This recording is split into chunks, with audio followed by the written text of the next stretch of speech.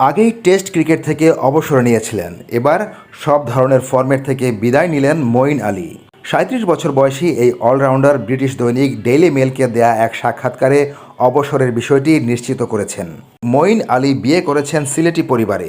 অস্ট্রেলিয়ার বিপক্ষে সাদা বলের সিরিজে ইংল্যান্ড দলে সুযোগ না পাওয়ার পর এই সিদ্ধান্ত নেন মঈন আলী।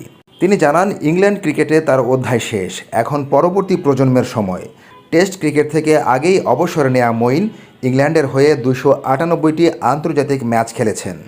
সর্বশেষ ৩টি বিশ্বকাপে ছিলেন দলের সহ অধিনায়ক। তবে সাম্প্রতিক সময়টা ভালো যাচ্ছিল না তার, বিশেষ করে ব্যাট হাতে। মঈনের ব্যাট থেকে ওয়ানডে ক্রিকেটে সর্বশেষ 50 এসেছে ২০২৩ সালের জানুয়ারিতে। এরপর ১৩ ইনিংসে তার সর্বোচ্চ ব্যক্তিগত রান ৪২। টি-20 ক্রিকেটে সর্বশেষ ৫ ম্যাচে তার সর্বোচ্চ রানের ইনিংস ২৫। তাই বয়স আর ফর্ম বিবেচনায় অস্ট্রেলিয়া সিরিজে মঈনকে নেওয়া হয়নি।